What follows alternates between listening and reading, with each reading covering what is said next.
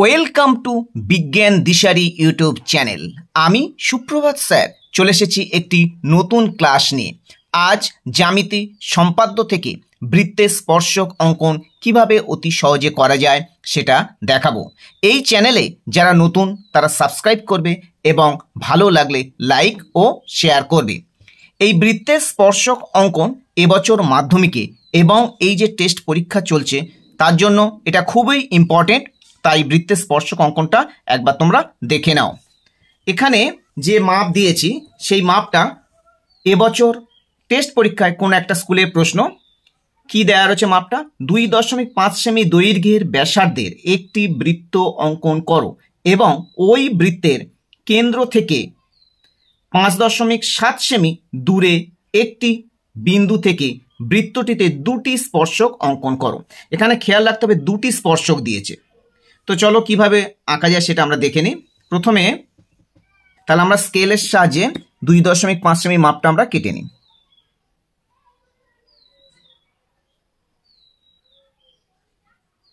তাহলে 2.5 সেমি মাপ স্কেলের সাহায্যে আমরা কেটে নিলাম। 5.7 সেমি একটা সরলরেখা কেটে নিতে হবে। তাহলে ওই বৃত্তের কেন্দ্র থেকে 5.7 সেমি দূরে একটা বিন্দু থেকে বৃত্তের স্পর্শক অঙ্কন করতে হবে। তার জন্য আমাদের কি করতে হবে না 5.7 সেমি একটা সরলরেখা কেটে নিলাম। 5.7 এই 5 আর 5.7 এই, তাহলে 5.7 সেমি একটা সরলরেখা টেনে নিলাম। এর উপরে লিখে দিলাম 2.5 সেমি, এটা 5.7 সেমি। এবার বড় করে একটা সরলরেখা টেনে নেব স্কেলের সাহায্যে। এবার এই স্কেলের সাহায্যে বড় দেখে একটা সরলরেখা টেনে নিলাম। এই যে সরলরেখাটা টানলাম এর নাম দিয়ে দিলাম ও এক্স, একটা সরলরেখা। এবার পেন্সিল কম্পাসের সাহায্যে 2.5 সেমি মাপ নিয়ে নিলাম।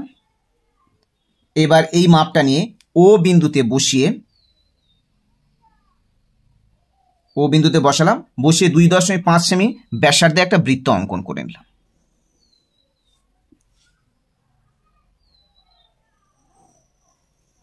একটা বৃত্ত অঙ্কন করে নিলাম। 2.5 সেমি ব্যাসার্ধে একটা বৃত্ত অঙ্কন করে নিলাম। এবার আমরা কি করব 5.7 সেমি সরলরেখার মাপ এই পেন্সিল কম্পাসের সাহায্যে নিয়ে নিলাম। নিয়ে ও বিন্দুতে বসিয়ে 5.7 সেমি সমান করে একটা মাপ আমরা নিয়ে নিলাম। এর নাম দিয়ে দিলাম এ, অর্থাৎ ও এ সরলরেখা হয়ে গেল 5.7 সেমি মাপ। এইবার এই ও এ সরলরেখাটাকে আমরা লম্ব সমদ্বিখণ্ডক করব। ও এ সরলরেখার অর্ধেকের বেশি মাপ নিয়ে নিলাম। অর্ধেকের বেশি মাপ নিয়ে উপরে একটা বৃত্তচাপ, নিচে একটা বৃত্তচাপ কাটলাম। সেই একই মাপ নিয়ে ও বিন্দুতে বসালাম। ও বিন্দুতে বসিয়ে উপরে একটা বৃত্তচাপ এবং নিচে একটা বৃত্তচাপ কাটলাম। এবার দেখো এই বৃত্তচাপ দুটি পরস্পর একটা বিন্দুতে ছেদ করেছে। এই বৃত্তচাপ দ্বয় যে ছেদ বিন্দু, সেই ছেদ বিন্দু পেন্সিলের সাহায্যে আমরা স্কেল ও পেন্সিলের সাহায্যে আমরা যোগ করে দেব। স্কেলের সাহায্যে যোগ করে, এটা খুব সাবধানে যোগ করতে হবে যেন সরে না যায়। এই স্কেলের সাহায্যে এটা আমরা যোগ করে দিলাম। এইবার এখানে এই বিন্দুটা নাম দিয়ে দিলাম আমরা ওয়াই বিন্দু নাম দিয়ে দিলাম। এবার এই ওয়াই বিন্দুতে বসিয়ে ও ওয়াই সমান করে ও ওয়াই অথবা ওয়াই এ,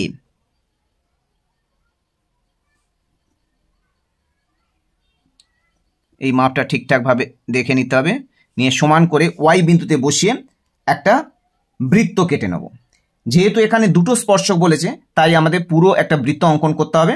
আর যদি একটি স্পর্শ অঙ্কন করতে বলতো তাহলে আমরা অর্ধবৃত্ত অঙ্কন করতাম, অর্থাৎ ও বিন্দু থেকে নিয়ে এরকমভাবে একটি স্পর্শ করলে আমরা এই পর্যন্ত অর্ধবৃত্ত করতাম। কিন্তু যেহেতু দুটি স্পর্শ অঙ্কন করতে বলেছে তাহলে আমরা একটা পুরো বৃত্ত অঙ্কন করে নেব।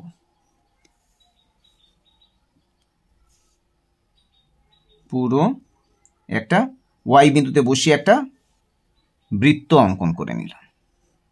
এইবার এই বৃত্ত দুটি যে বিন্দুতে স্পর্শ করেছে তার নাম লিখে দিলাম এখানে। তার নাম এখানে দিলাম পি, এখানে নাম দিলাম কিউ। এবার স্কেলের সাহায্যে এই এ পি যোগ করে দাও, এ আর এই পি,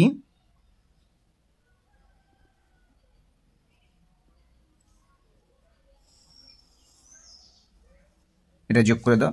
এদিকে এ কিউ যোগ করে দাও,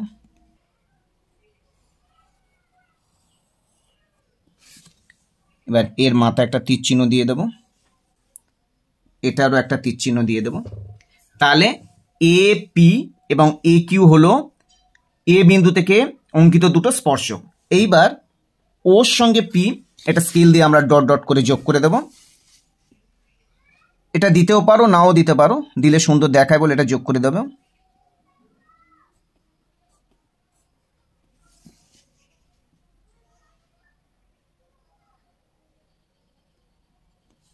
এটাই ডট ডট করে যোগ করে দিলাম। তাহলে বৃত্তের স্পর্শক অঙ্কন কমপ্লিট হয়ে গেল। এইবার এটা কি আঁকলাম সেটা ছবি নিচে আমরা লিখে দেবো কি ধরনের আঁকা হলো। তাহলে আমরা লিখবো A P O A Q হলো ও কেন্দ্রীয় বৃত্তের, এপি ও এ কিউ হলো ও কেন্দ্রীয় বৃত্তের বহিস্থ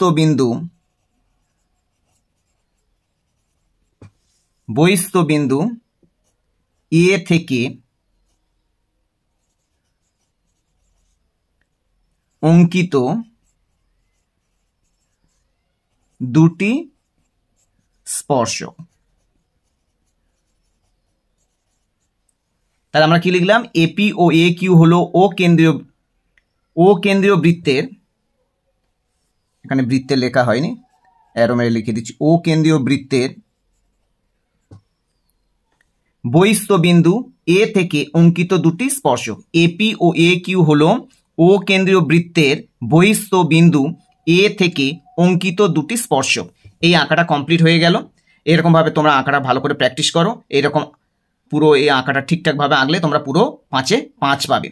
আজ এই পর্যন্ত, আবার হাজির হব নতুন কোনো ভিডিও নিয়ে। তোমরা এই চ্যানেলের সাথে থাকো।